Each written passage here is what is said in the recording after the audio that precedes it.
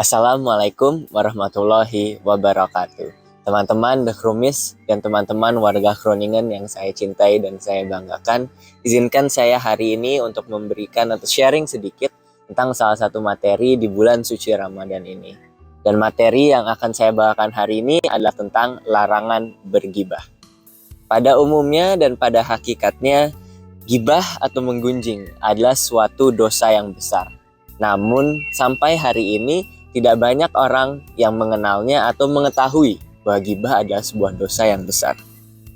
Dalam dalil-dalil Al-Quran ataupun imam-imam ternama sudah dikatakan bahwa gibah tergolong sebagai suatu dosa yang besar dan pastinya adalah sesuatu yang diharamkan. Gibah pada umumnya adalah jika kita membicarakan tentang sesuatu atas atau tentang seseorang yang jelek terhadap diri mereka. Itu disebut menggibah atau kita menggunjingnya. Tapi di sisi lainnya, jika yang dibicarakan adalah sesuatu yang tidak dibenarkan atau sesuatu yang palsu atau mungkin yang kita lihat hari ini adalah sesuatu hoax, itu adalah suatu fitnah. Dan fitnah pada dasarnya mempunyai hukum yang lebih berat dan mempunyai dosa yang lebih berat pun. Dosa gibah difirmankan dalam surat Al-Hujurat nomor 12. Dan Allah berfirman, "Hai orang-orang yang beriman, jauhilah kebanyakan prasangka, karena sebagian dari prasangka itu adalah sebuah dosa.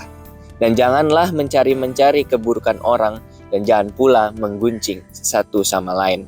Adakah seseorang di antara kamu yang suka memakan daging saudaranya yang sudah mati, maka tentulah kamu merasa jijik kepadanya dan bertawakallah kepada Allah. Sesungguhnya Allah adalah Maha penerima taubat lagi Maha penyayang."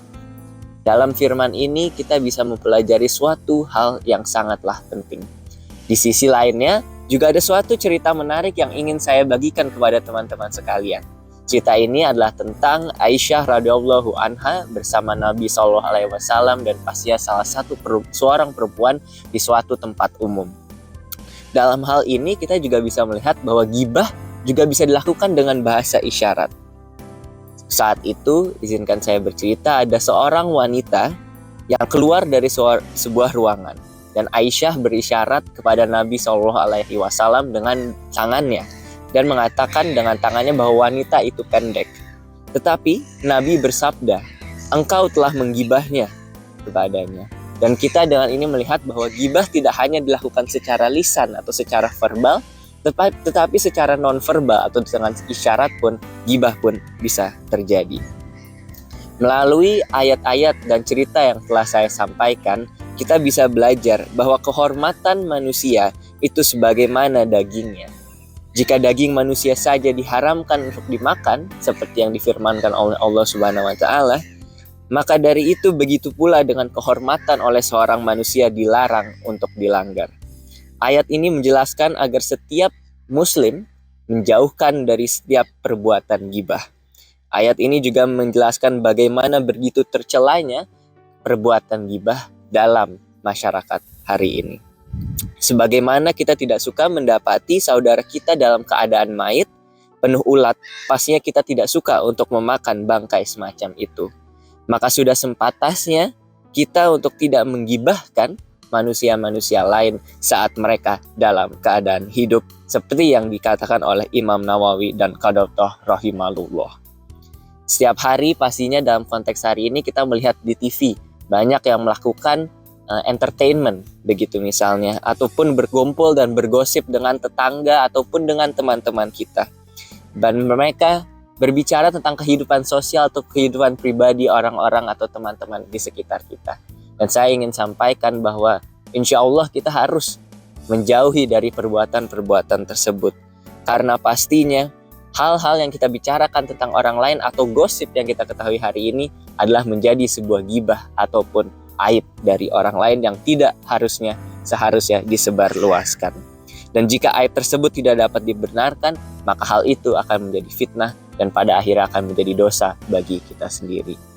Akhir kata yang ingin saya sampaikan ada beberapa poin yang bisa kita pelajari dari hal ini.